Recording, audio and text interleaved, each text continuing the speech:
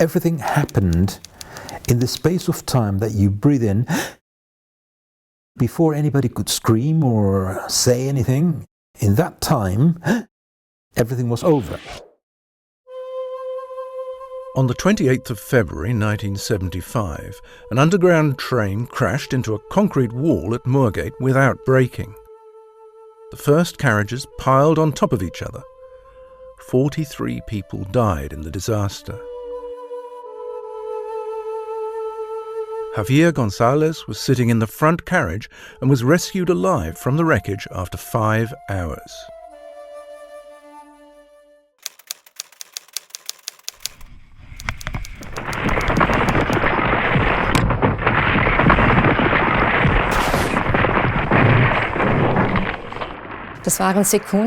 It was a matter of seconds, and I felt a gust of wind coming towards me, everything crashing around me. And then I made myself as small as possible, so that I wouldn't be torn apart if I got caught in the avalanche. And then I knew that this was my death. Monika Dreyer-Leuthold was buried deep under the snow. After about 30 minutes, she was rescued alive. Like Javier Gonzales, she had extreme experiences during this time that she will never forget.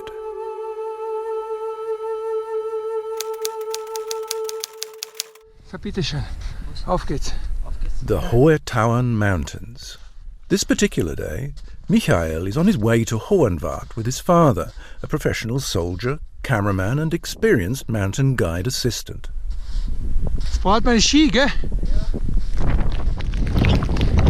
The weather conditions have deteriorated since they set off, but the two are not discouraged.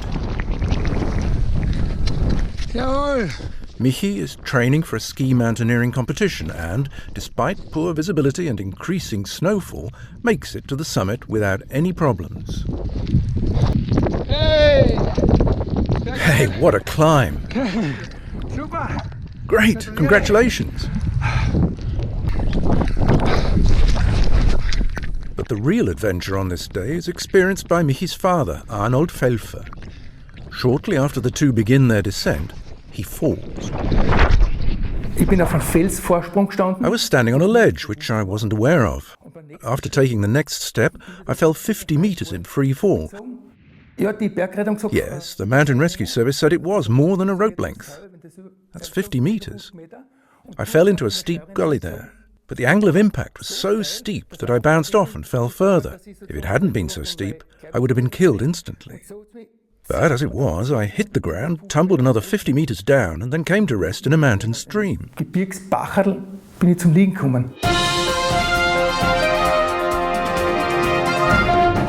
A packed rush-hour tube smashed into a dead-end tunnel at Moorgate Station, killing 43 people. When the media reports on national disasters or personal tragedies, it usually only reports on the external events. What people experience internally when they are close to death remains a mystery. This is also because death is a social taboo. And yet, those affected experience amazing things, even in a state of clinical death. This documentary attempts to unravel the mystery of death. Over a period of more than 10 years, more than 200 interviews were conducted with survivors and death researchers. The experiences on the threshold surprise even religiously oriented people. They fascinate and offer hope. It's difficult to summarize, but the bottom line is nothing can go wrong.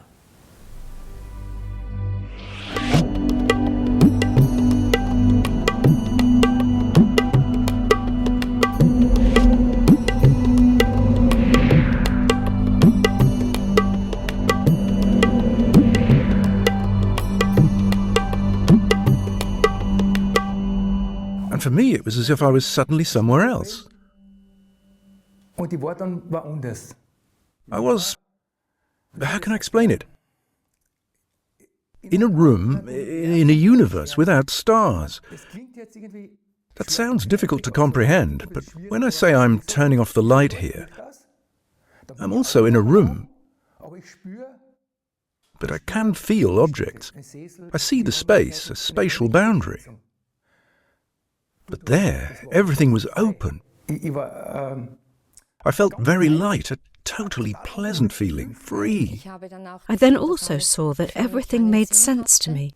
That I was born, that I went through phases.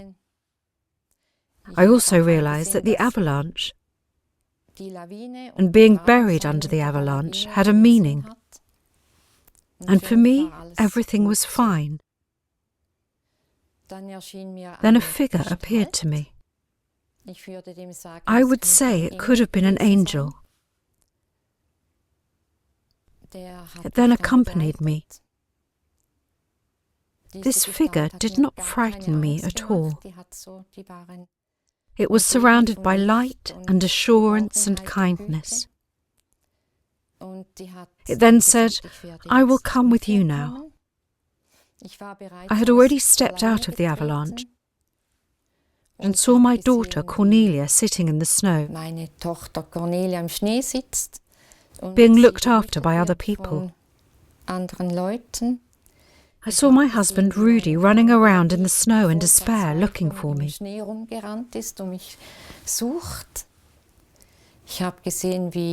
I saw Oli comforting Rudi, and how Angelica, my daughter, was distraught and was also being comforted by Sonia, her friend. And I saw that, yes, this is life here on earth, but now I am leaving. I felt going up in a body, and I saw this white light up there, and I was being attracted to it. I was being suctioned. I was being attracted like with a magnet, going up and feeling no weight, no time, and everything was beautiful. Everything was, the word to describe it better, it was full of love. The essence of love.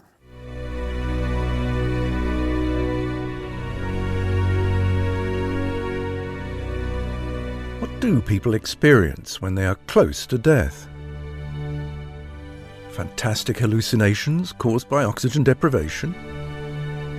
The effects of the body's own drugs, which are released under stress? A kind of hyperactivity in the brain that is supposed to make dying easier? Or do they actually gain insights into life after death? There's this just mass green, like a pasture or green grass. For several decades, scientists have been researching what happens when we die. They document what people experience in the phases before death and what they report when they are resuscitated after clinical death. In the German-speaking world, the theologian and writer Johann Christoph Hampe was a pioneer in death research. He was one of the first to describe near-death experiences, such as out-of-body perceptions. For Hampe, death was a transition to another dimension. He believed that the experiences of dying people conveyed more than mere faith. They gave an idea of where death leads.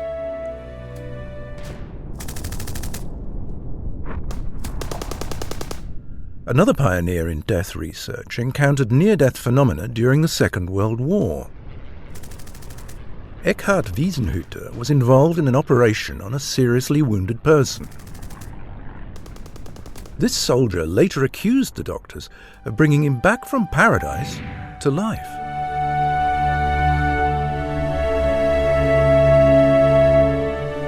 Eckhard Wiesenhütter himself later had near-death experiences. This professor of medicine and psychoanalyst taught at various universities and appeared in public with highly acclaimed books and lectures on the subject.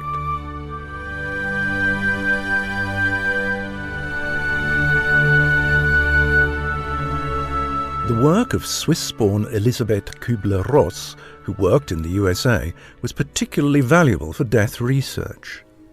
She visited terminally ill patients, conducted moving interviews with them, and documented their experiences.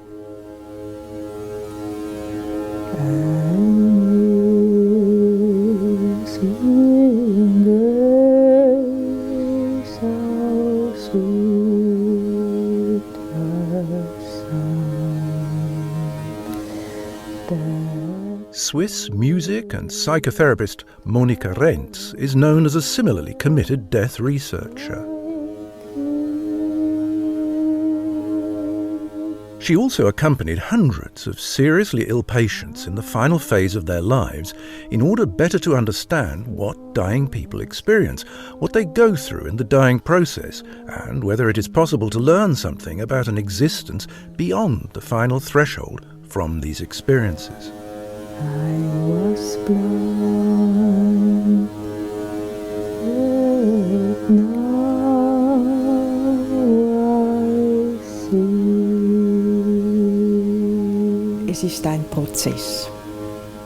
It is a process. It is a change in consciousness. It is not just something external that happens, that people become disfigured, but above all something internal. I distinguish 3 phases in this change of consciousness: a before, a through, and after.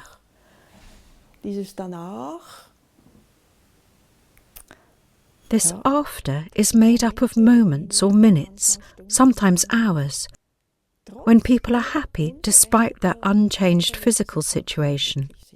I don't have to be a believer to experience this process, but I do have to experience it. They experience a wealth of vibrations, they experience sound, they experience light. Now we enter this mysterious realm and are allowed to witness premonitions. Then there are isolated individuals who have such a density within themselves that they have a deathbed vision. For example, one woman saw a staircase that went up, up, up.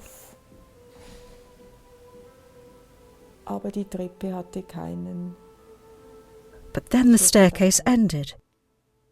She did not come back.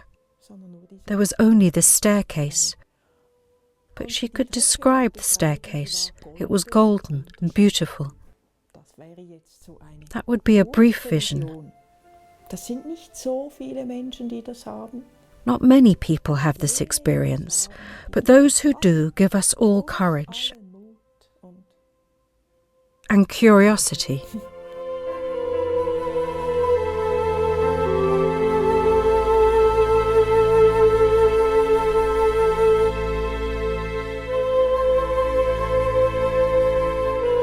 An important impetus for death research came in the 1970s from the American psychiatrist Raymond Moody. He coined the term near-death experience, which is now recognized worldwide. hat das Buch Leben nach dem Tod, Life After Life geschrieben. He wrote the book Life After Life. In this book, he uses the term near-death experience for the first time. It suggests that these are experiences that occur when death is imminent. When reading Moody's book, it is clear that he is talking about experiences that occurred in life-threatening situations.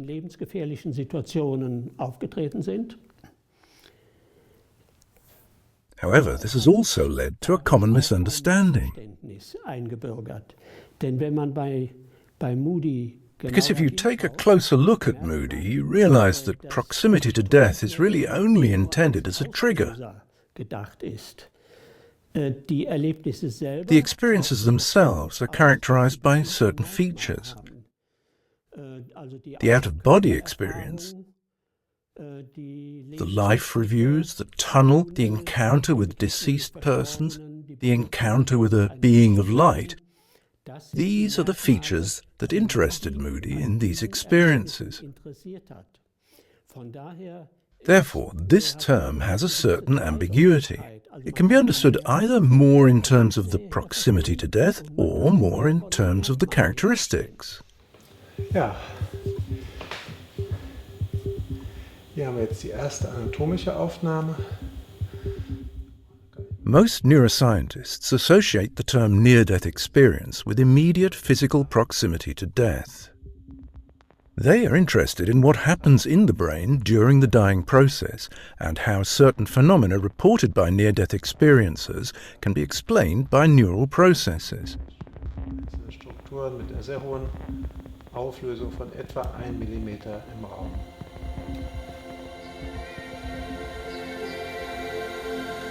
In recent decades, imaging techniques have yielded important insights into how the brain works.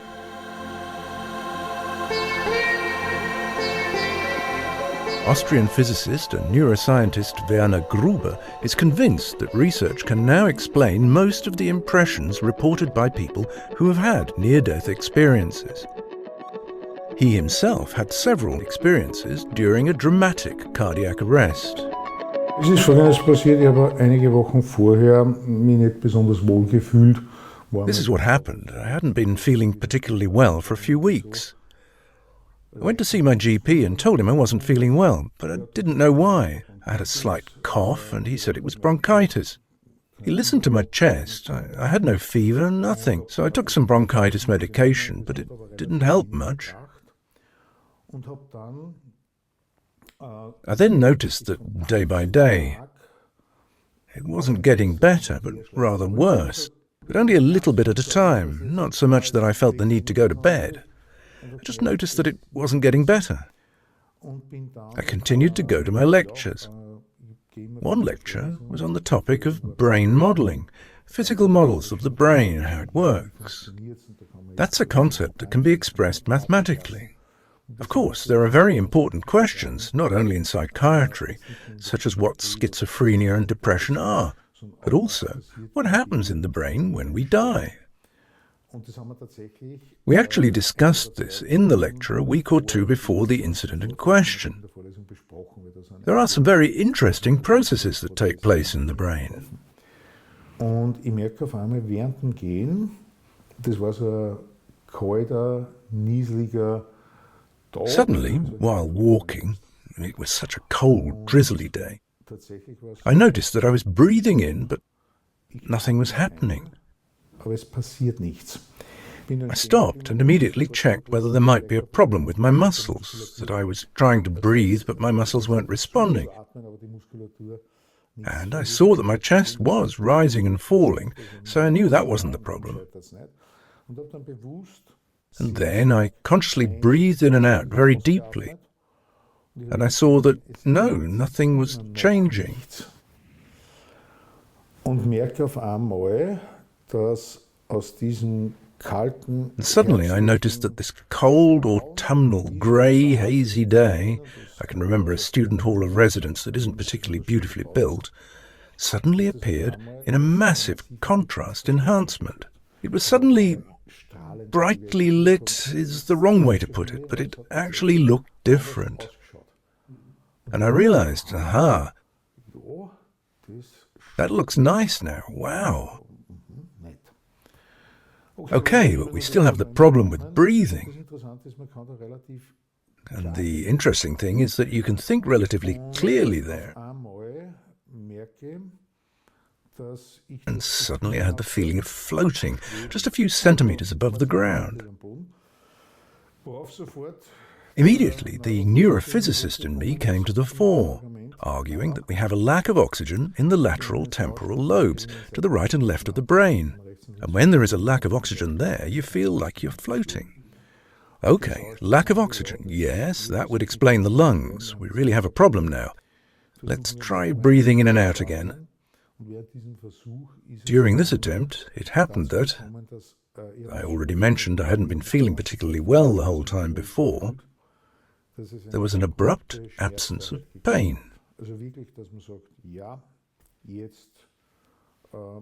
I suddenly felt really comfortable, just as we are both sitting here now, very relaxed. Sehr entspannt. Und es hat dazu geführt, dass auch jetzt ungefähr so zu diesem Zeitpunkt. And that led to the thought at about that point, not emotionally in panic, but coolly and objectively, that if we couldn't get the breathing under control, I was going to die.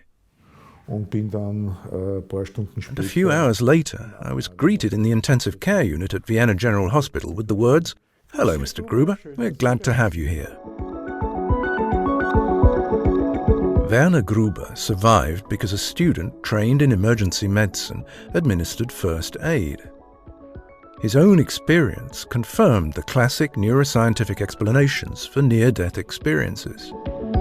Kontrastverstärkung. Contrast enhancement in the back of the visual field, oxygen deprivation. Oxygen deprivation in the temporal lobes, floating. Abrupt freedom from pain during extreme stress. And dying is stressful for the human body, something we are not normally accustomed to, which leads to the release of a whole cascade of hormones due to the massive oxygen deprivation. And now there is a crucial difference. I come from neuroscience. I know the processes behind this. There are formulas, it can be described, it can even be artificially produced in some cases, if necessary. But when people are unfamiliar with this and don't know why the contrast enhancement occurs, why there is sudden freedom from pain, why there is a feeling of floating, they try to find an interpretation. The human brain is designed in such a way that it tries to interpret something in unfamiliar situations.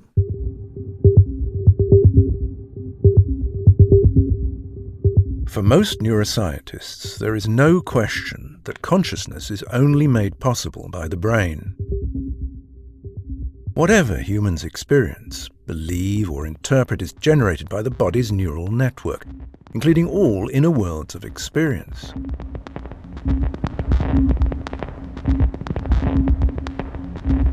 The topic of near-death experiences thus seems to be settled. The idea of life after death or an immaterial soul is considered a matter for religion, not science. Wenn ich die Bibel hernehme oder If I pick up the Bible or the Quran or whatever to read about what threatens me, etc., and I have no idea about science, then I believe something. That is not a criticism of faith. Science does not exclude faith. This is not about proving that God does not exist or whatever someone believes in. It just means that when you die, this and that happens, and it happens more or less the same way for every human being. There have been many studies and research projects that have attempted to show that something else is at work somewhere in the brain, but nothing has been found. The neuroscientific view of the brain is one aspect of death research. Raymond Moody was not concerned with physical near-death experiences. He described the characteristics of the experience and how it changes people when he spoke of near-death experiences. So the term originally had a different meaning.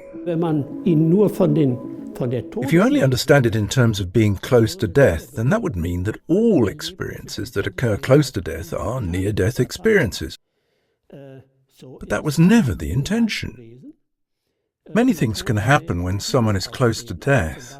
For example, when someone is seriously ill and has nightmares, or when someone is in an artificial coma and in a life-threatening situation. All of these experiences would be described as near-death experiences. But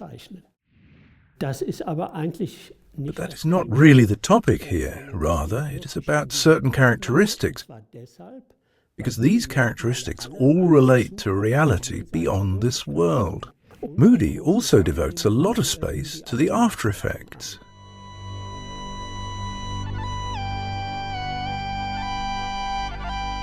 The often lifelong, serious after effects and the diversity of impressions prompted the American psychiatrist and neuroscientist Bruce Greyson to develop a more precise definition of the term near-death experience. A scale he developed became the standardized assessment tool. According to the Greyson Scale, an altered sense of time, accelerated thoughts, or cognitive components alone are not sufficient to speak of a genuine near-death experience.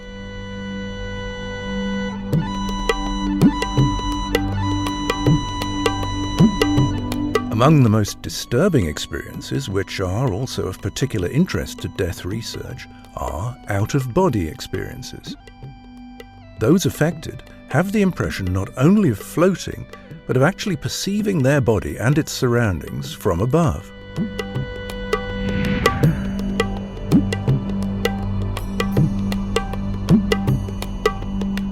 Ja, ich war damals Student im Lehrerseminar. Ich wollte mich zum Primarlehrer ausbilden. I was a student at a teacher training college at the time, training to be a primary school teacher. It was a beautiful Saturday morning, 17th of June, cloudless, and I was a motorcyclist. So I saddled up my steel horse to ride to the college, and I was torn between two thoughts. One said, yes, go and do your training. And the other said, come on, forget it, ride into the hills here and do a few laps. I decided to go for the freedom option. I didn't get very far. There was an underpass where the main road runs above and you have to drive through a crooked tunnel. That was always my favourite spot. I could really lean into it at 80 kilometres an hour and scrape the ground. But that morning there was a traffic jam at the top of the intersection and the cars were queuing in that bend. But you can't see 4 meters ahead. And I raced into one of those stationary American cars at 80 kilometers an hour, crashed into the rear of it with full force.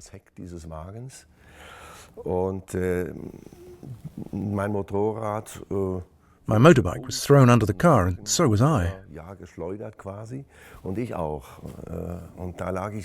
So suddenly I was lying there and I didn't know what had happened.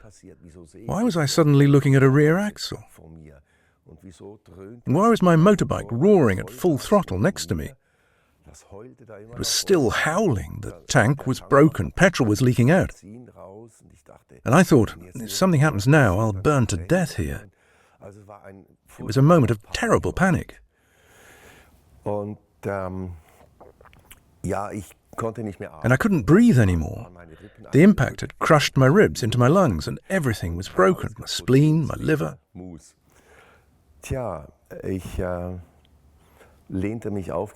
I rebelled against this fate. I was angry at first. I couldn't breathe. I was suffocating and thought, why me? I'm only 20. Only old people die. Why should I die now? I felt that my last hour had come. I heard the siren of the ambulance. And then I was gone. I only woke up during the operation on the operating table. I was under deep anesthesia. I was no longer viable. Suddenly I was fully conscious. I was no longer inside my body, but perceived my body from the ceiling, floating. I saw all these people who were busy with me, the surgeon, the anaesthetist, the nurses, all with masks on their faces. And I looked down at myself. I saw myself lying there with my body cut open. And at that moment, I heard the doctor shouting excitedly, "Now it's stopped pumping, his heart. Now the pump has stopped. Bring the defibrillator immediately." Then I saw them bring in a machine and start giving me electric shocks. And I thought, that's not necessary at all. For me, the case is clear. I'm dead. I floated down to the doctor and wanted to grab him by the arm and I said very loudly, "Professor, you can stop. I'm dead. Can't you see that? It's okay with me. Stop." But my arm passed right through his body because I didn't have a real arm anymore, and he didn't hear me. But what amazed me at the time was that I perceived all the thoughts of those present as a loud conversation. I can't say I heard it, I perceived it. What they were thinking was present for me. I perceived it. And then I realized that I'm no longer a physical being. I'm now obviously a spirit being. But my consciousness and my sense of self are still there. I perceive. I see my body. I also exist outside this body. At that time, my soul left my body when it was in a state of clinical death. if you want to call it that. And I could see everything from above. My own body in infinite suffering, in such a bad state. The paramedics who were trying to get my heart beating again. I saw my daughter there, and the emergency doctor who arrived. And I felt everything that these people were thinking, the emotions they were experiencing.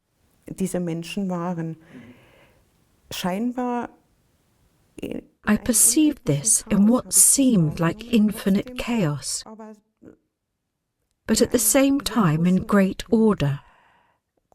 I also perceived my daughter, everything that was going on inside her. And then I tried to make everyone take notice of me, but that was not possible.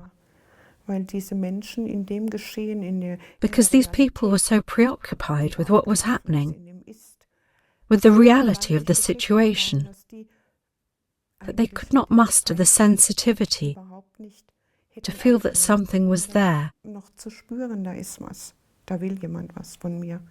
That almost drove me to despair. Then I saw again how my body was being shocked with the defibrillator, and I heard someone say, "Get away from the patient." And when you see your own body being shaken by these electric shocks, I didn't want that anymore. I wanted them to leave my body alone. But I couldn't communicate that.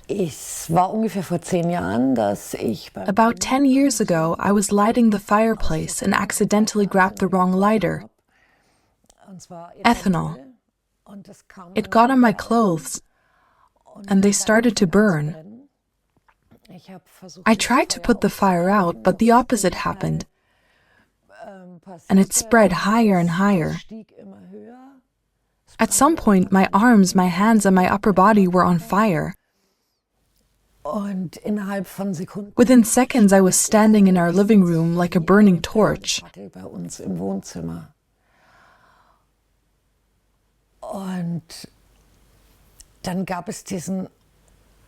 Then there was this unbelievable moment when I realized I was going to die because I couldn't breathe anymore and the fire was everywhere. So I couldn't breathe anymore. I was inhaling flames.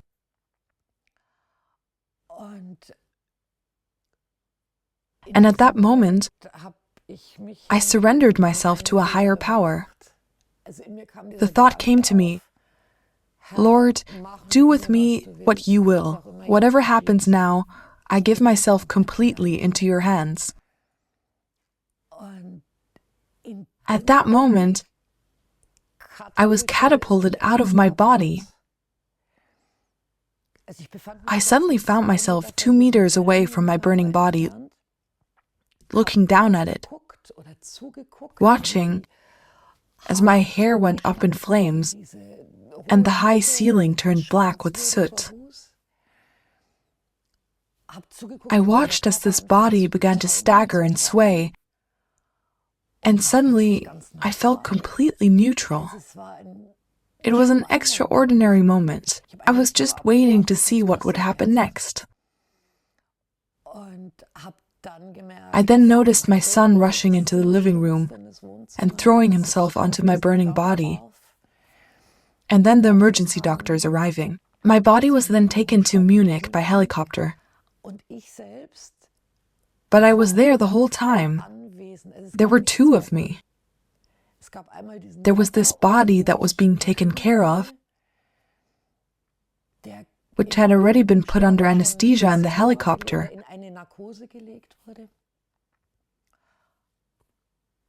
I was there myself and saw how this emergency doctor was touching care of it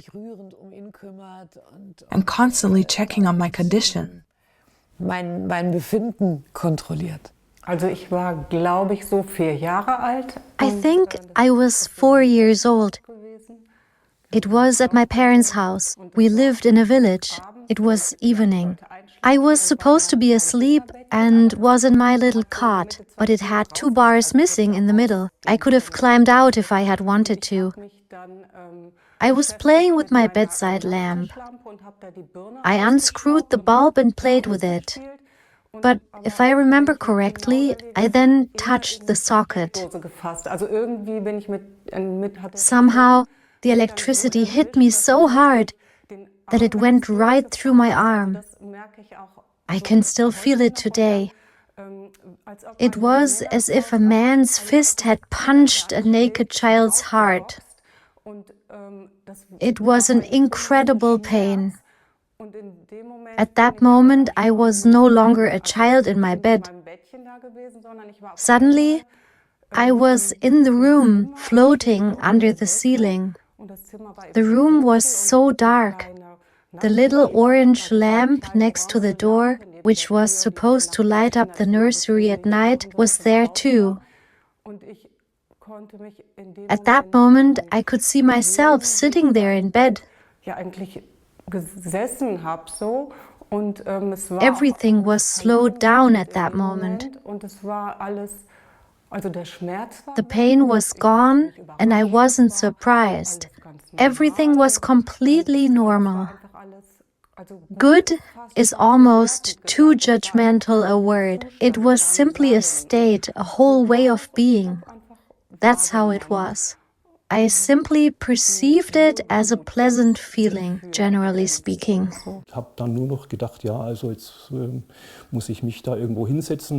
All I could think was that I had to sit down somewhere, put my legs up and try to get over this circulatory weakness that had overcome me. But I didn't manage to do that. Instead, I actually collapsed in front of the dining room table and lay there on the floor. What happened next was fascinating and extraordinary for me. At first, I didn't really understand it, but suddenly I saw myself lying on the floor in our dining room. Strangely enough, I very quickly came to see the situation as completely normal. I perceived how I detached myself from my body. My body remained down there, and I left. At first, I still had a feeling of movement, as if I were moving. Afterwards, it became a floating sensation. Auf einmal hat sich das so angefühlt, wie wenn sich eine Schicht von mir löst. Suddenly, it felt as if a layer of me was peeling away. First, this layer peeled away, and then suddenly, like a change of scene, I was 2 meters above the ground and saw myself lying there with tubes in my head. Then doctors came. That was what I perceived and saw. And at first, I didn't realize what was happening. And then I thought, I am dead. The thought, I'm dead, wasn't really bad, but it was simply overwhelming to have this experience, to simply realize that I was lying there and at the same time standing there. Something didn't add up.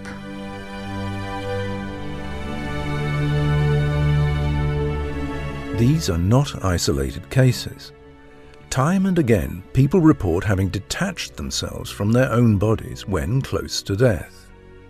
The multitude of such accounts prompted researchers into death and consciousness to conduct international studies. Can out-of-body experiences be proven?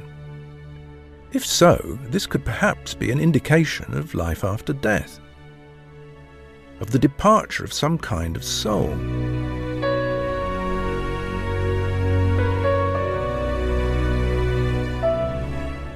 For the AWARE study, symbols were placed above head height in hospital rooms that could only be seen from a bird's eye view. If people who've had near-death experiences with out-of-body experiences are able to describe them, that would be proof.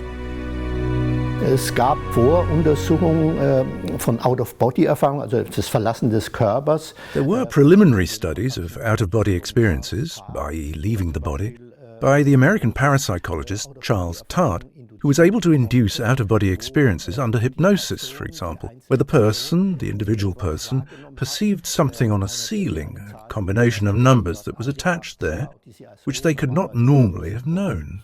And that was the reason why it was decided to conduct a large-scale study involving Sampania and a total of 25 centres in the USA, England and Austria, including Vienna. And it was very costly, it must be said. The study was planned so that laptops were set up to show images at regular intervals, very simple images. Because in the out-of-body experiences or near-death experiences described, it is often reported that the person leaves their body and looks down on the scene from above. And so the idea was, okay, if that actually happens, during resuscitation for example, and the person looks down from above, maybe they will see an image on the laptop. That was the approach.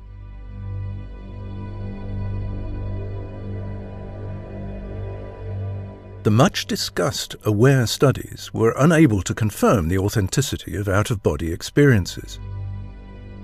Only a few patients had near-death experiences, and resuscitation often had to be performed in rooms where no monitors were installed. So you have to say that the approach was well-intentioned but somewhat unfortunate, because the vast majority of the expected phenomena did not occur in the room. So that is the main reason why the symbols were not seen. Hi. The English death researcher Penny Sartori was also unable to provide any evidence with a similar study approach. As a nurse in intensive care, she documented the experiences of people close to death for 5 years. There were 15 patients who reported a near-death experience. And out of those, 8 patients reported the out-of-body component as well.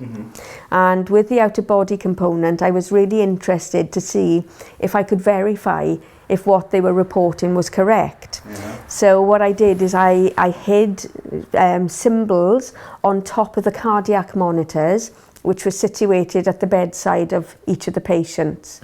And these monitors were above head height, and they were the targets that I put on top of the monitors were concealed behind ridges. So the only way anyone could have viewed what was on top of that monitor was if they had left their body. And these targets were mounted on very bright coloured card to attract attention. So if anyone was out of their body, they'd be more likely to see the card. Now what I found at the end of that 5 years, is that although 8 people reported the out-of-body experience, no one actually saw those hidden targets. Now the reason for this was very variable really, so that was quite interesting in itself, because what I found was that some of the patients floated in directions opposite to where the targets were situated. Some of them didn't rise high enough out of their body, so some of them were just a few foot above their bed looking down on their bodies. But there were 2 patients who would have been in a position where they could have viewed those symbols. And what I found with both of those patients said, I was so interested in looking at my body, I wasn't looking around for hidden symbols. And one man in particular said to me, if you'd have told me that there was a hidden symbol there, I would have gone and looked for it and I could have come back and told you what it was. Even though her study did not provide objective proof, her own experiences with patients ultimately convinced Penny Sartori of the authenticity of out-of-body experiences. Probably the strongest case in my research was the case of patient 10, and I've published that in the Journal of Near-Death Studies. And this is a patient that very accurately reported the actions of the nurse, the doctor and the physiotherapist. And I know what he reported was accurate because I was actually the nurse looking after him at the time. Now, this man had been in intensive care for a few weeks. He was recovering, and because he was still ventilated, but the idea was to sit him into the chair to help with his breathing and to help with his muscle tone and to help with his posture. So we'd sat him in the chair that morning, and I noticed that when we'd sat him in the chair, his blood pressure had started to fall, his breathing pattern changed, and then he started to look grey and clammy. And I thought if we didn't get him into bed very quickly, he could have a cardiac arrest in the chair. So I called my colleagues, we put him into the bed, and the doctor came to review him. The doctor was busy with another emergency, but he very quickly came, examined the patient, prescribed some fluid to help his blood pressure, and then the doctor went off. And then shortly after the doctor left the bedside, the patient's blood pressure started to drop again. So I went off in search of another doctor, and at that point the consultant came into the unit for the first time that morning. And so he came and he examined the patient, and he shone a pupil torch in his eyes to check that his pupils were reacting. This patient was deeply unconscious at that point. He wasn't responding to deep painful stimuli, he was just completely unconscious. So the doctor then gave him some more fluid, which settled his blood pressure, brought that back up. And then after about half an hour, the patient started to flicker his eyelids and move his limbs. And these are all signs that he was regaining neurological function. So the consultant was very happy with the condition was improving, so he went back to his office. And then after about 4 hours later, the ward round approached the bedside, and there were about 10 people on that ward round. There were doctors, there were physiotherapists, the pharmacists, the nutritionists, so there were a lot, and the nurses. And the patient started to become very animated and excited, and he was trying to communicate something. So the physiotherapist gave him a letterboard, and he spelled, "I died and I watched it all from above." And so the consultant said, "Well, you better tell Penny about that then." So the consultant actually took notice of what the patient said, and he documented in the patient's notes that the patient regained full consciousness and described a near-death experience. Now, when I interviewed the patient in depth, he actually described me cleaning his mouth, which is exactly what I did. First of all, I applied some suction to clean out his mouth when his condition was more stable. I dipped a sponge into water, a pink sponge, and I put that into his mouth to clean his mouth. And he also described which consultant, the doctor who had examined him. And although he hadn't seen this doctor before he lost consciousness, he correctly identified him. And he also described the physiotherapist looking very nervous, poking her head around the curtains to check on his condition. And that was completely accurate. But the patient, during the time that physiotherapist was looking around the curtains, that patient was completely unconscious and his eyes were closed. Yet he very accurately described those actions. Out-of-body experiences fuel the bold assumption that consciousness can exist without a physical body. However, death research has not yet been able to provide objective proof of this. Therefore, most neuroscientists still see brain functions as the cause of what humans perceive at the end of their lives. Es gibt 5 Möglichkeiten, was Sie sehen können. There are 5 possibilities for what you might see.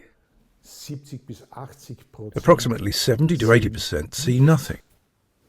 It is black. The remaining 20% are actually divided fairly evenly into 4 cases. One is a spiral, a spider's web, a lattice structure, or the light at the end of the tunnel. This is related to the internal wiring structure of your brain.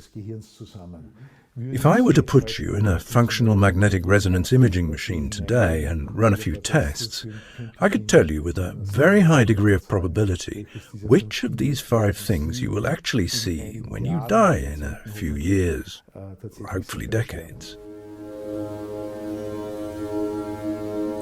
I was blind, but now I see.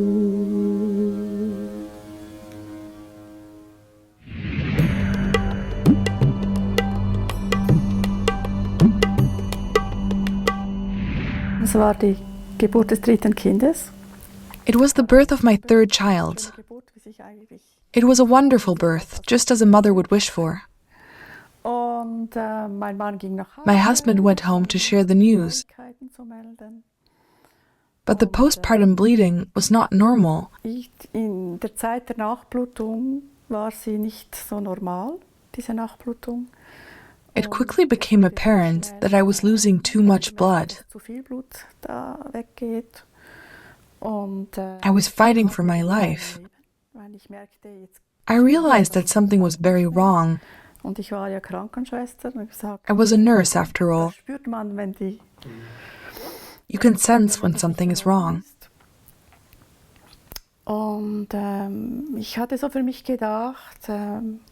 I thought to myself, God, please let me live, at least until I have raised my children. That was my prayer. They put me under anesthesia, and then I was actually gone. The reason for the bleeding was that the artery in my uterus had torn during childbirth. It was at that moment that I felt myself letting go. The anesthetic played a big part, of course. For a brief moment, I saw the room, the people, but none of that mattered to me anymore. Ich spürte ein Reisen, ein Weggehen. I felt myself traveling, moving through darkness with a light at the end. I walked toward the light, and it was a sensational experience for me, because I felt like I was flying forwards and backwards at the same time. It was sensational. It was incredible. Ich habe noch kurz von oben auf mich selbst hinuntergeschaut.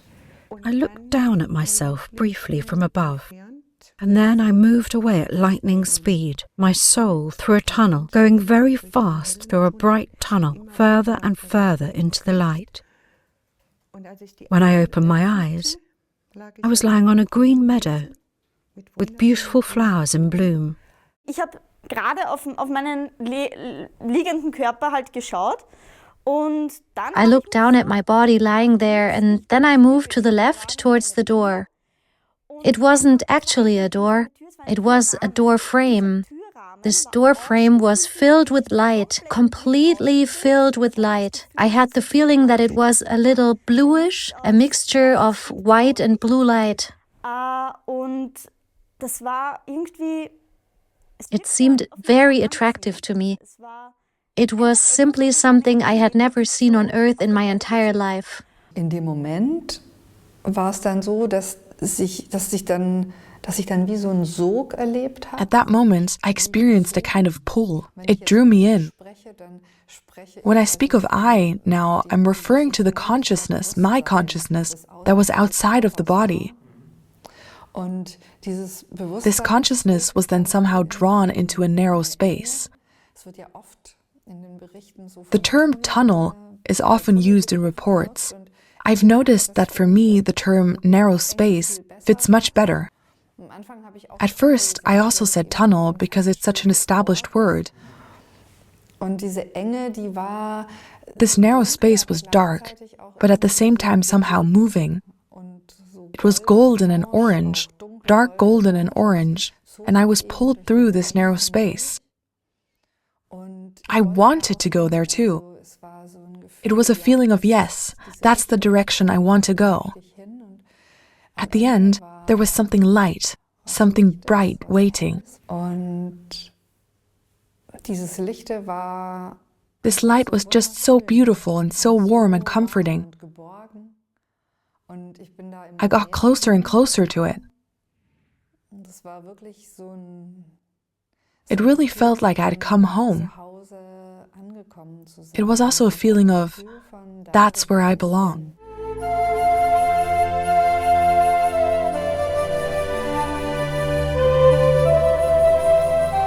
The tunnel has become a symbol of near-death experiences.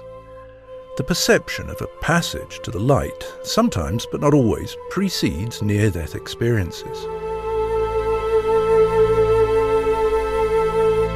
More decisive for those who have had near-death experiences is the perception of the light itself. They describe mystical experiences, their impression of encountering God or the divine. Such experiences of oneness, as death research calls them, usually change people forever. Ich wurde so wirklich nach oben gezogen, wie mit einer magnetischen Anziehungskraft. I was pulled upwards as if by a magnetic force. There was a light up there, and at first this light was small, but it grew larger and larger with the force of attraction.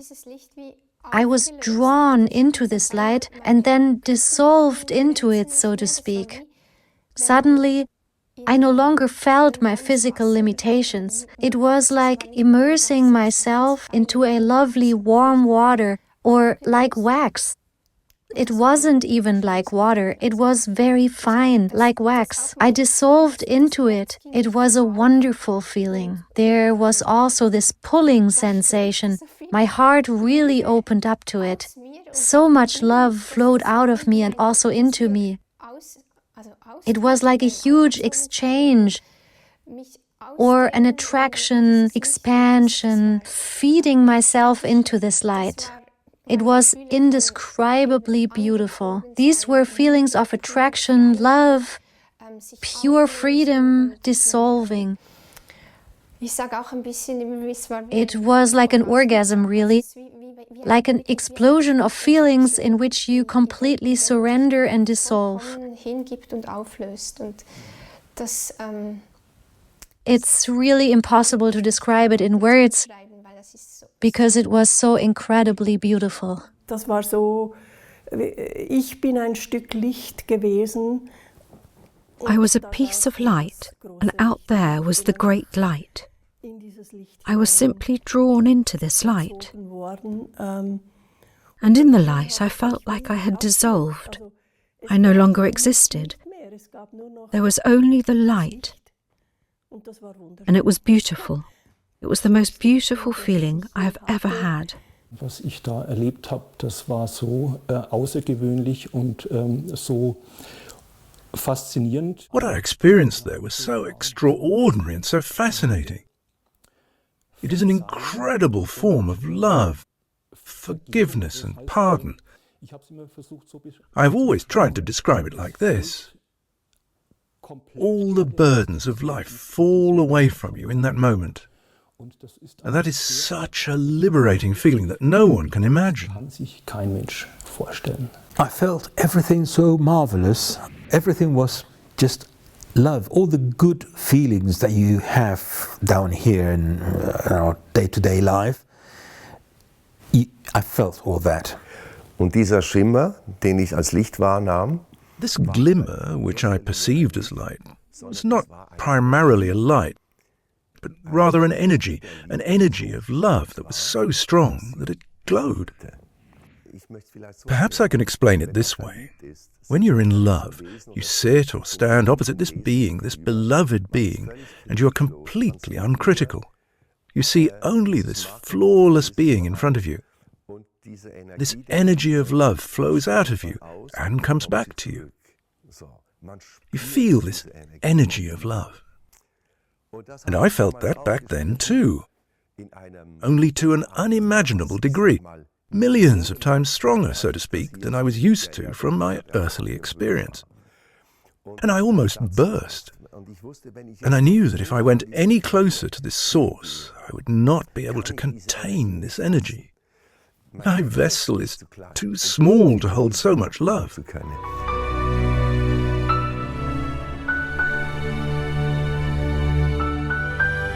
People who have had near-death experiences consistently report immaterial but absolutely real circumstances, an intense spiritual experience that goes far beyond cognitive changes. Death researchers have been able to document not only a great similarity in the content of the descriptions, but also the long-lasting, life-changing after-effects of such experiences.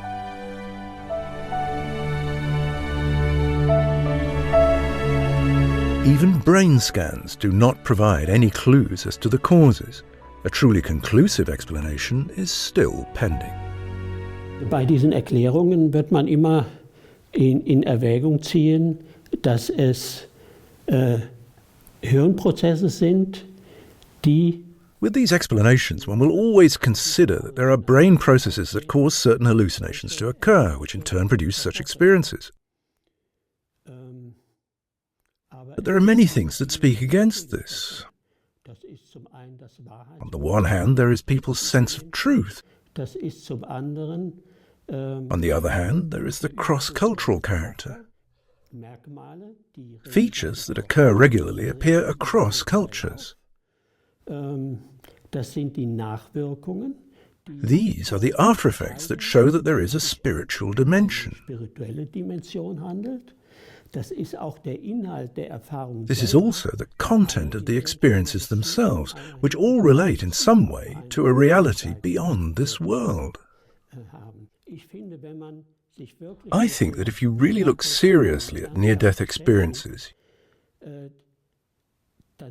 you'll find that they express a spiritual dimension.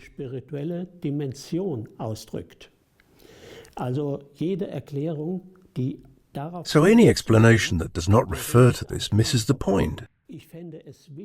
I think it is important to get to the point where we can say that this spiritual dimension exists. Because I think we could agree on that level.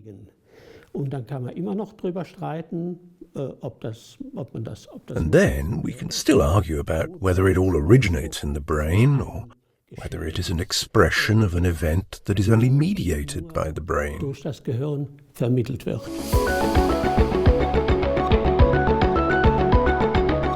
The spectacular assumption that the brain could be the receiver rather than the producer of consciousness was given a boost by a study published shortly after the turn of the millennium in the renowned medical journal The Lancet. Dutch cardiologist Pim van Lommel presented one of the most important studies on near-death experiences. He performed a prospective study in 344 consecutive survivors of cardiac arrest in the Netherlands. This study was published in The Lancet in 2001. What we found that 18% of those patients reported memories for a very special state of consciousness, enhanced consciousness, which was experienced beyond time and beyond space. And the moment they experience it is in cardiac arrest. In cardiac arrest, which we also call clinical death. There is no blood circulation, no breathing. And when you measure the activity in the brain, which has been done in studies, there is no activity of the cortex of the brain, so no body reflexes, there are no brain stem reflexes left. Patients are unconscious within seconds. The blood flow to the brain is zero within 1 second. And when you measure the electrical activity of the brain, there's a flat line between 10 and 20 seconds. That means there is no function left in the brain. And at this very moment, people can report an enhanced consciousness with the possibility of perception out and above the body, which you can verify. You can corroborate this kind of experiences as well, which has been done. And also you can meet deceased relatives, the consciousness of deceased relatives. So consciousness is still there in another dimension, and they can have life reviews, and they can have previews as well, so the future as well as the past. They can relive again, and they are connected with other people. And when they tell us, there is everything in the past and the future is available. And when you have a cardiac arrest of 5 minutes, you can talk for 1 week about what happens, because everything is at the same moment, beyond time, beyond space, and everything is connected. So when you have this study, and there have been other 3 studies as well, prospective studies in patients who survived cardiac arrest, with the same conclusions. That is, there's no medical or physiological explanation like anoxia of the brain, lack of oxygen in the brain. With his work, Pim van Lommel was able to prove that the typical elements of near-death experiences discovered previously can also be remembered by people who were actually clinically dead. In doing so, he opened a new chapter in the history of death research.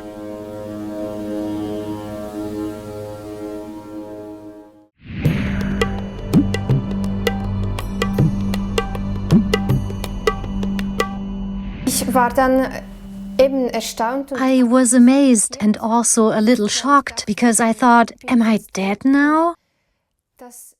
No one could answer that question for me. Then I went into a state of shock.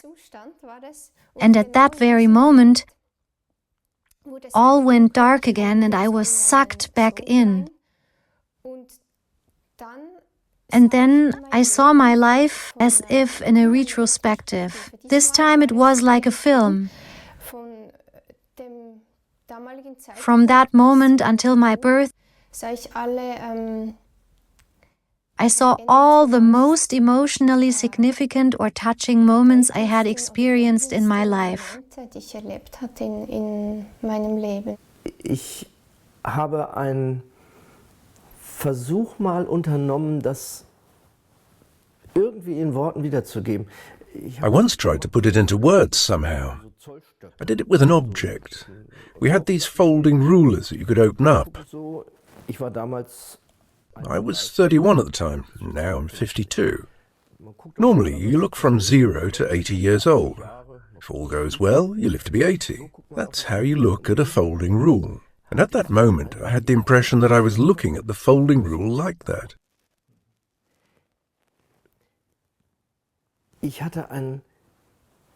I had an experience that I would describe as seeing my whole life differently, not in that sequence. I hadn't seen a film, there weren't different scenes, but I saw my whole life, or rather the essence of my life, which I didn't even know existed. I saw everything in one moment. It was somehow superimposed, and I had the impression that there was a lot of residue or essence from the encounters of my life. So, I also realized that I had played a role in the lives of others that I didn't remember at all. And I knew all that, and that's what makes it so difficult to describe. I knew it all in an instant. Ich habe eine Lebensschau gehabt. Ich konnte den I had a review of my life.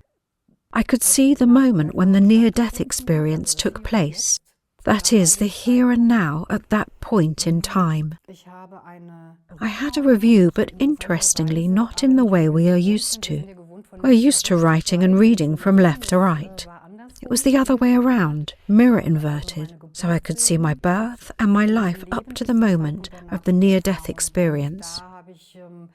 And there I saw images, similar to how we see them in record collections or photo albums.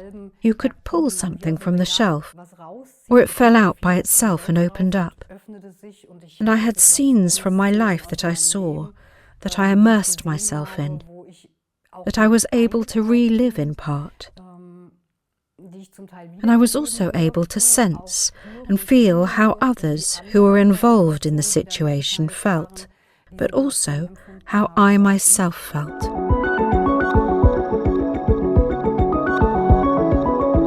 The life review is one of the most remarkable elements of near-death experiences. Neuroscientists suspect that this panorama of images is triggered by a stress reaction. Was auch immer wieder berichtet wird, what is repeatedly reported is that people say their life story plays out like a film. My colleague Markovich from the Max Planck Institute for Memory was interested in this, and he discovered that this happens in less than 5% of cases. This is related to stress. And stress means a situation where we are unable to act, where we don't know what to do. And each of us has different strategies for dealing with it. Some ignore it.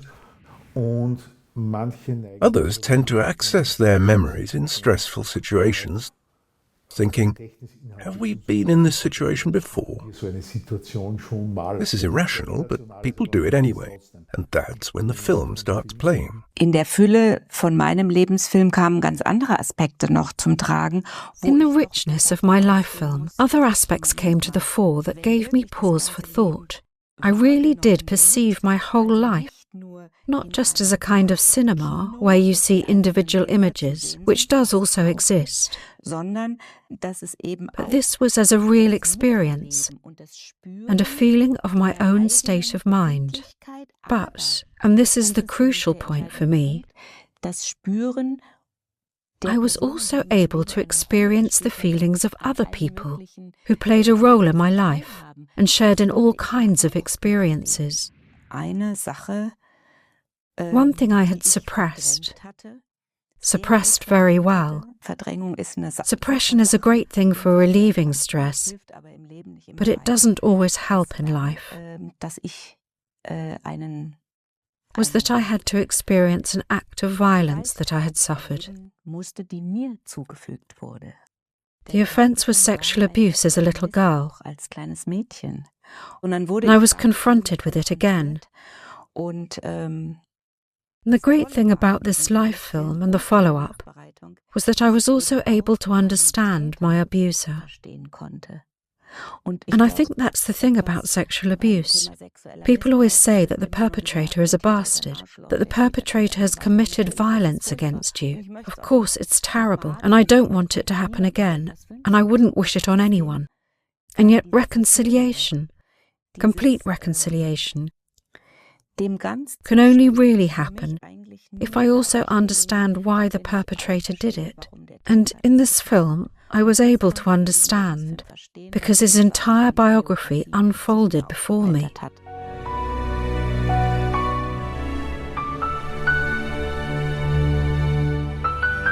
Many facets in the descriptions of near-death experiences point to a special state of consciousness for which there is no term. It has to do with an expanded capacity for perception and cognition.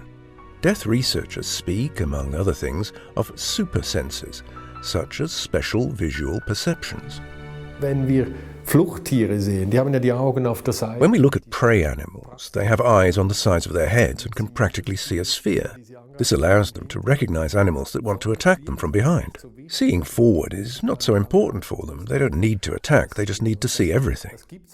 This kind of thing exists in nature, but we humans are not familiar with it. In near-death experiences, however, there are people who experience exactly that, and not just 360 degrees in one dimension, but spherical or centrifugal, as one might call it. People who have had near-death experiences can therefore see forwards and backwards at the same time in a room. They can also estimate distances. For example, if I am sitting here now, how far is it to this wall and how far is it to the back? And when I move, they notice it, but it is a panoramic view. This is a phenomenon that exists. And then there is the exact opposite, which is even crazier. By opposite, I mean that you have the ability to look at an object as if from inside a sphere and perceive everything at the same time. For example, you might see a house from the outside in detail, but at the same time you also see it from the inside. This is something we normally cannot do, of course, but the possibility of spherical perception has been investigated. My colleague in France, Jean-Pierre Jourdan, who is a doctor and president of the Near-Death Experience Society in France, has been looking into this very question. Together with a professor from San Diego, John Smith, he has been investigating precisely this question. What crazy senses can be found? He gave an example himself of a patient in a hospital where he worked who had a near-death experience during an operation and experienced this kind of perception. He saw the table from above with himself on it, but at the same time, he also saw the table from below. And because Jean-Pierre Jourdan had always kept his ears open in the hospital, where is someone who may have had a near-death experience? He heard about the patient, went to him, and documented his story. And he told him, yes, under the table there is a plaque that says, Manufacture du Saint-Étienne.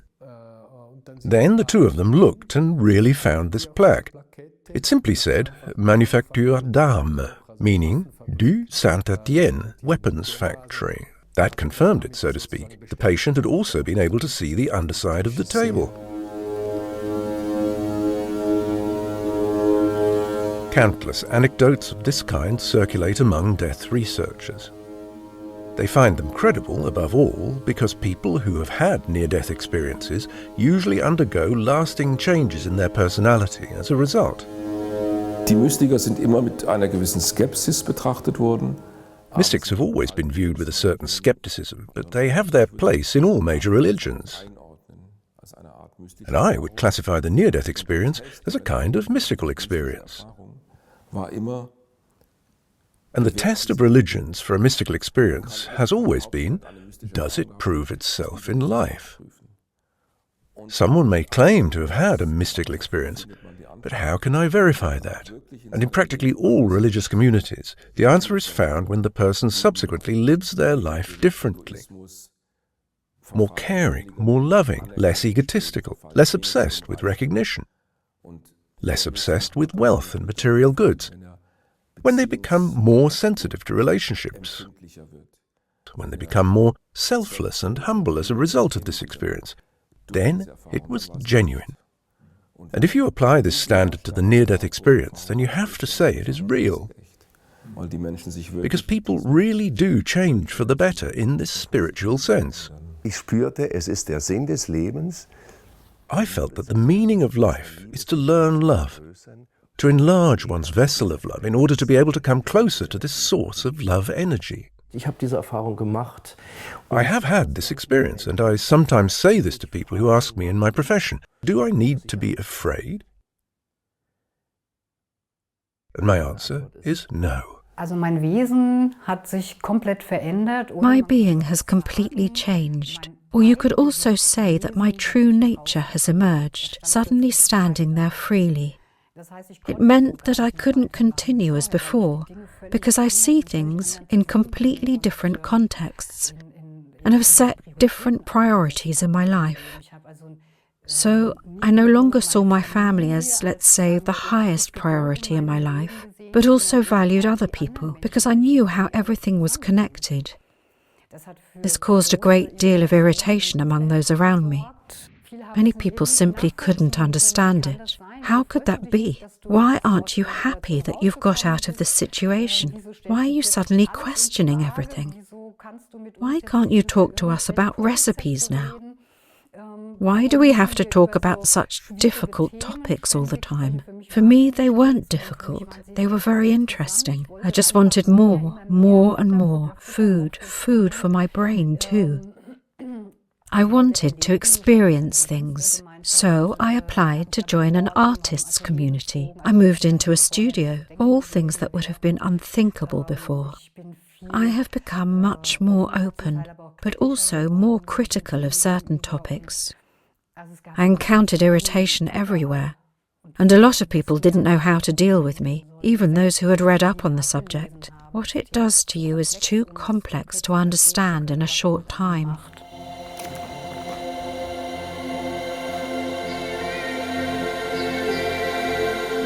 Some people who have had near-death experiences return with new, sometimes incredible abilities. Vinzenz Hensle, a farmer from the Black Forest who had never painted a picture in his life before, has been creating fantastic, unsellable works of art since his near-death experience. He wants to use them to tell of a glimpse of the afterlife that he experienced. He says he received the commission for this during his encounter with the light. Und dann habe ich bekommen von dem, ja. And then I received a mission. Yes, I will come back again, I will get another chance, but I will receive a mission that I must then carry out. So I'm given a mission. I simply agreed, yes, I will do it. So I accepted the mission, agreed to do it, but without knowing what it was about. Und dann bekomme ich den Auftrag. And then I was given the mission to report, after I returned, what I had experienced there. Everything that had been shown to me. I was to report, and here it comes, I was to paint pictures of it.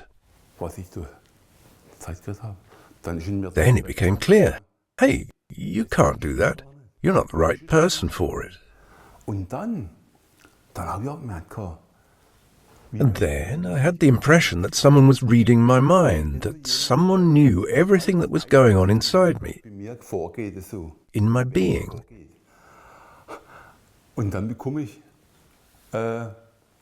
Then I got the answer. I would be helped to do all of this.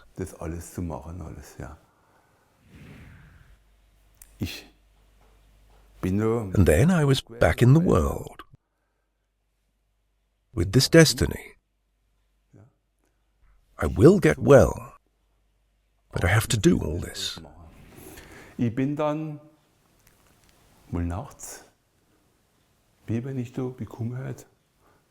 Then one night, as if I had received an impulse to do so, I got up, went to the office, fetched a canvas, propped it up. Hard to do, I had no experience, having never been interested before. So I propped up the canvas with books and other things and then started. As I was doing so, I noticed that something wasn't right. Something was there with me. I couldn't believe it, but I had the impression someone was standing behind me or looking over my shoulder and directing me. In any case, I got help. It was the promised help from the beyond. Someone is helping me to create the pictures. That's how it started with these pictures. And so I worked for a few hours every night. It doesn't happen quickly, always bit by bit. I then cover the picture again and go to bed. And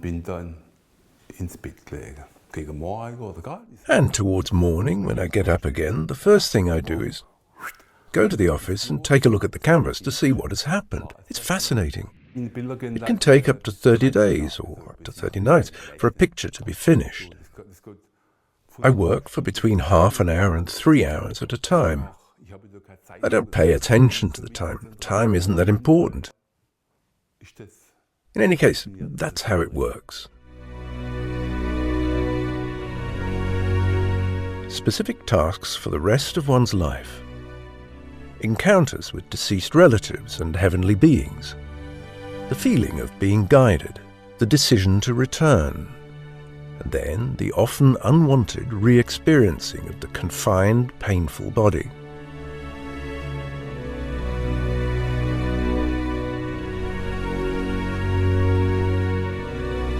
Death researchers who take seriously the consistently meaningful sequence of experiences described by those who have had near-death experiences ask the ultimately crucial question. Could consciousness exist after death? What is consciousness?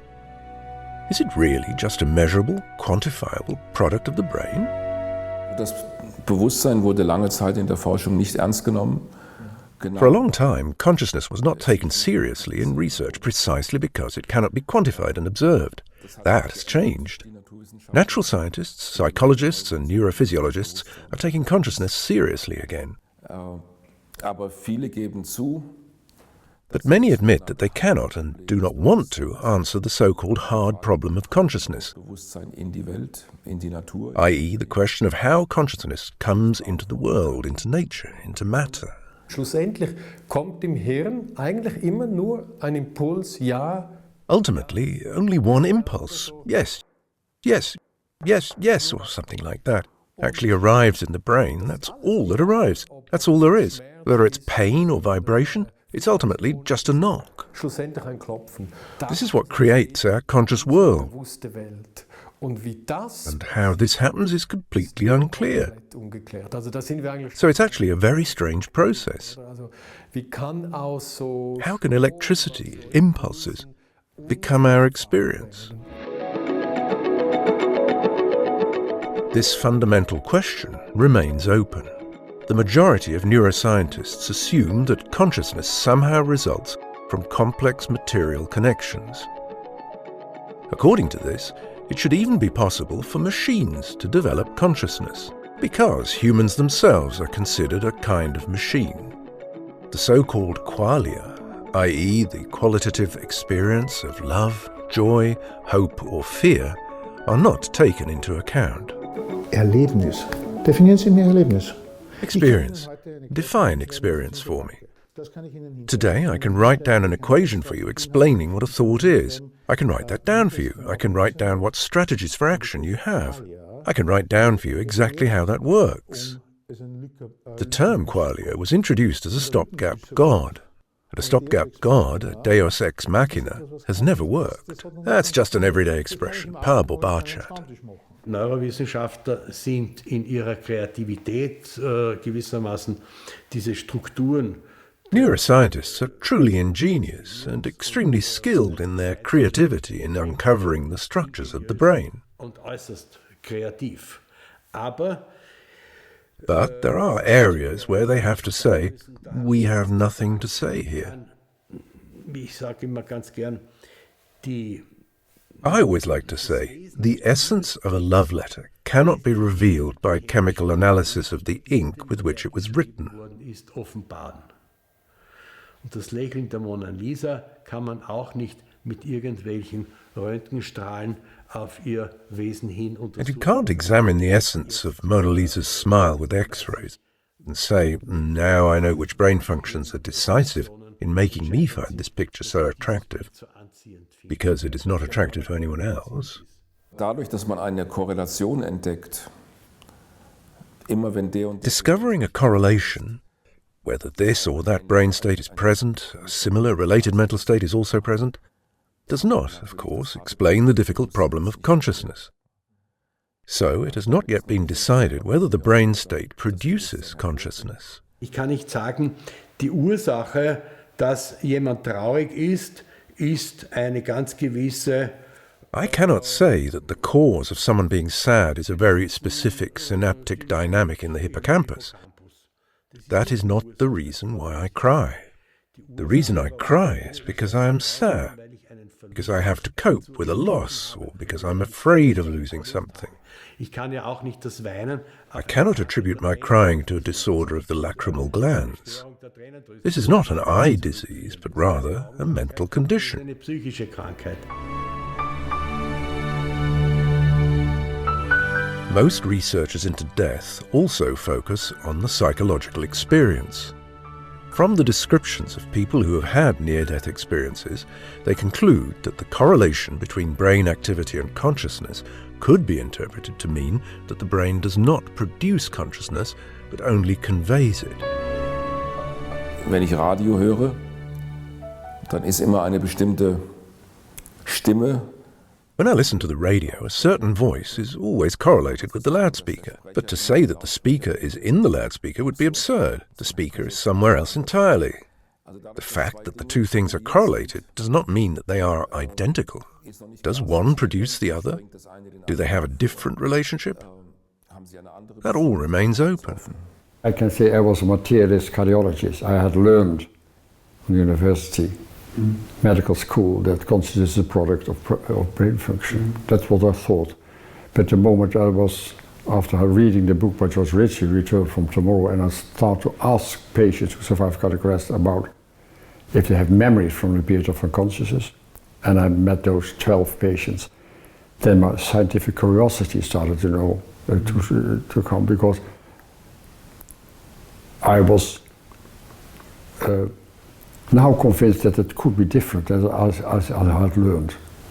And it is a process that took years and years before I really, like now I'm convinced that death is just the end of our physical aspects and not the end of our consciousness. But it took years to accept it. Die Nahtoderfahrung scheint dafür zu sprechen, The near-death experience seems to suggest that these large-scale interactions between certain areas of the cerebral cortex, which are very strongly interconnected, integrated, one would say today, which have integrated circuits, so to speak, that even if they break down, consciousness can still arise. However, it is then no longer our normal waking consciousness that processes sensory data, but a different one. And if that is possible, then our current theory of consciousness is much less comprehensive and much less fundamental than we previously thought. If you ask me now, do we already have a theory that fully explains the near-death experience? No, because there are still a few small questions that are actually very tricky. But they can change a lot. Exactly.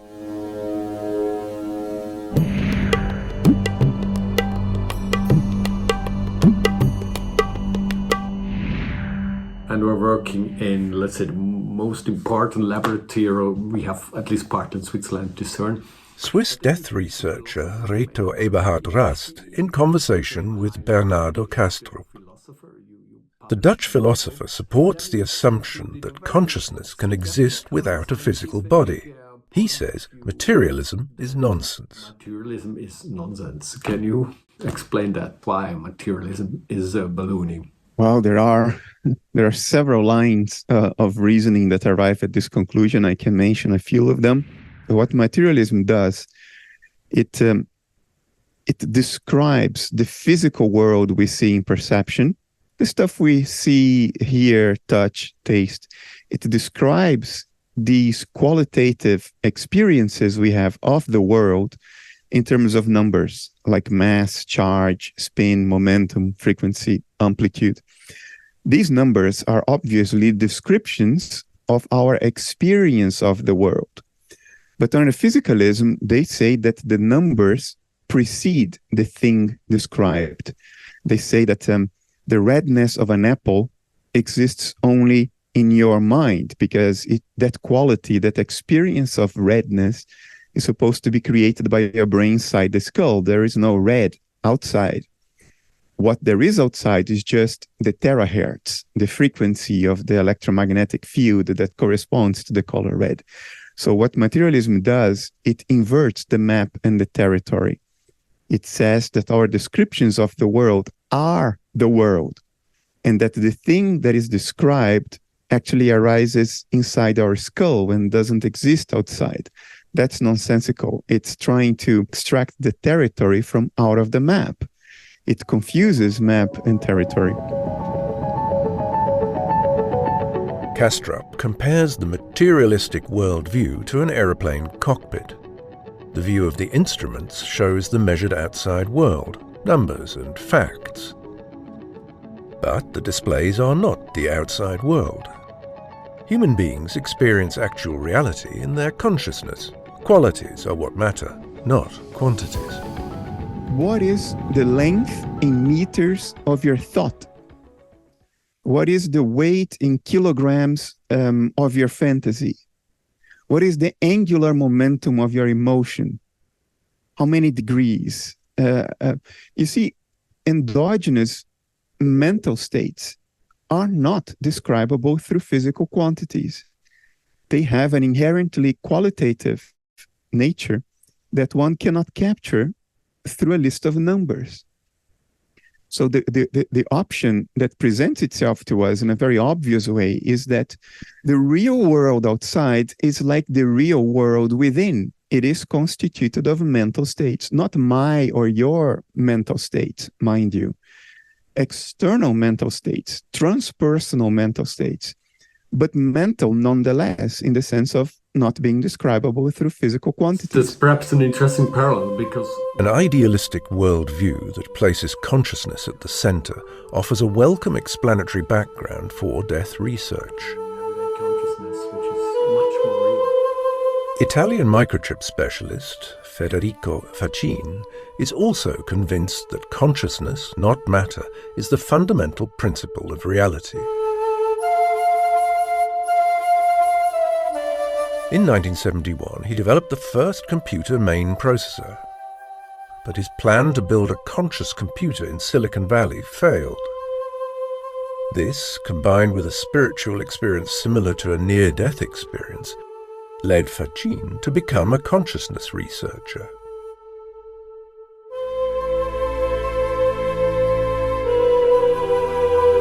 Together with Italian quantum physicist Giacomo d'Ariano, Fachin developed a new theory that postulates a connection between consciousness and processes in the subatomic realm.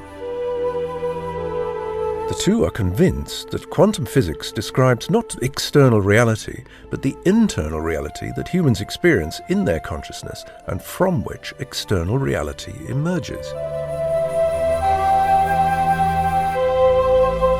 Such revolutionary concepts support the survival hypothesis of death researchers, i.e., the assumption that consciousness continues to exist beyond physical death. This white light up there, and I was being attracted to it. A comprehensive ideological overview is still lacking. Many detailed questions remain unanswered. But one thing has been achieved by death research and numerous self-help groups over the past decades. People who have had near-death experiences and those with similar experiences can now talk more openly and freely about their life-changing experiences. The bottom line is, nothing can go wrong. He called, very excited, saying that now his pump had stopped, meaning his heart. Ja. Ich komm noch mal zurück. So my nature has completely changed. I walked very quickly through a bright tunnel. Experiences at the threshold challenge the materialistic worldview. And yet, the desire of many near-death experiencers to break the great social taboo surrounding death and dying has remained a dream so far. All the burdens of life fall away from you in that moment. Ich habe ziemlich lange, ich denke etwa, also sicher 20 Jahre. I waited quite a long time, I think about 20 years after my near-death experience, before I spoke publicly about having had a near-death experience. Ich glaube, das geht vielen so. And I think that's the case for many people, that they are so busy processing this experience that they need time before they can talk about it. Darüber sprechen. Es ist auch bis heute noch so. Even today, many people who've had such experiences say that even if they told their husband or wife, they fear that their partner would then think they were a little crazy. Dass sie mich ein bisschen für verrückt hält. And I think we need to move away from that in society. Wir müssen eine Kultur des Hinhörens entwickeln. We need to develop a culture of listening that doesn't immediately dismiss people with comments like, "You had a bit too much whatever in your blood or your brain," Y im Blut oder im Hirn. or "You're just imagining things." Or, in the other direction, "So, you've been to heaven, you've been to the afterlife. Now, tell me what it was like there." Es sind alles Vereinnahmungen, sondern These are all dismissive responses.